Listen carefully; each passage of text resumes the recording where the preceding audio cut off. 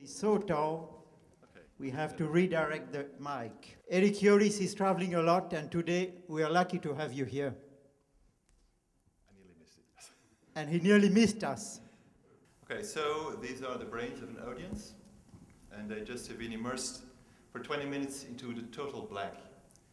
They've been listening to an irritating text during 20 minutes, which goes like a text about a virus.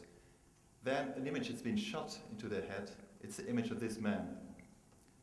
It's been shot by 12 strong data flashes, and it's the image and the reality of a man who was bitten by a virus and is since paralyzed up till his neck. With a laser on his head, you can see that he's manipulating a keyboard, which is then making the computer vocalize the text. Ik besta uit een lichaam. Ik besta uit een lichaam. So, what says what about who says what, who about what? So the man has to manipulate a robot here. The robot's on top of him. And again, he's using a laser on top of his head.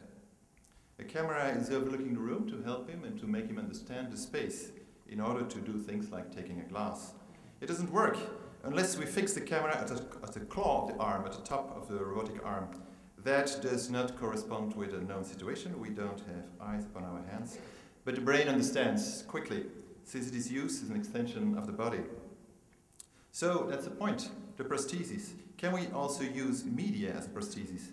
Can the spectator be also there? I mean the spectator in there, inside of the machine. Can we be there, inside, as a prosthesis? Well, here in the next image, the spectator is carrying a globe-shaped mirror on the head. The whole room is being reflected in it, of course, and the two cameras apart can see, like that, the whole room, the 360 degrees. Can I be at the inside of that image? Can I be like that at the heart of the experience? What kind of images, what kind of environments can I transmit in that way? Are you experienced? Have you been immersed? Philip Beckert developed for us an omnidirectional camera of 360 degrees, and your video glasses, your video goggles, show you a part of the 360 degrees image. It is the part which corresponds with the position of your head, just like life.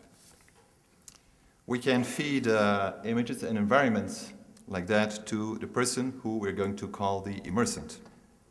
And that goes like, we can use images here and now, here but not now, not here but now, and not here and not now.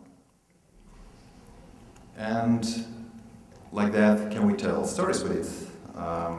Well, in fact, the next image will take you to the inside of this world. And the point is, when you're looking or walking inside of this world, I as a maker cannot control when you are going to look at what. So that's the point. It doesn't work like cinema. In fact, it's exactly the opposite, and it's closer to theater. The more light we add, the better it works. These are some images of Crash, a performance of 2004. And here, well, sensorial deprivation works well. The mind is elastic, and the virtual will make you connect to the physical. That's how it works. That's how it works. We can make you travel in a way in your own time or in ours. You may be following yourself in the past and then suddenly be surprised by something you are doing unprecedented, which is now. Then the question we usually have is, what agency do you have? Well, to be honest, we can only produce an illusion of agency. But anyway, some of you surely will know Roger Malina of Leonardo, and who, after immersion, he sent us back some text lines, and that went like, I felt I had a free will. Deux points d'exclamation. So is it a trick then? No. The virtual in itself is really not so interesting. We can trick you, yes, of course, but it's not interesting. The fact is you are physically linked to the images, and after a while your mind starts to appropriate them as a part of you. And what is interesting is that you can negotiate about that with your mind. It is shifting in between the two spaces, and that's the point which is interesting. One leg in the virtual, one leg in the real, and you are shifting between of that. That's the aesthetic part as well of it. It's like gliding in and coming out. But maybe like that we should stop talking about images. Can I simply be inside of the visual or auditive reality of someone else? So not just like walking inside the story of someone else, can I simply be inside of someone? We call this head swap. So I'm not seeing through your eyes, but I'm looking out of your head, and you are looking out of my head. That is the system. For instance, does your hand becomes mine, or does my hand becomes yours? Well, in fact, it's more like sharing a body. And by doing that, we can make that body drink a glass of water or something, or make it to cross the street. We are dependent of that. We are dependent on each other for that.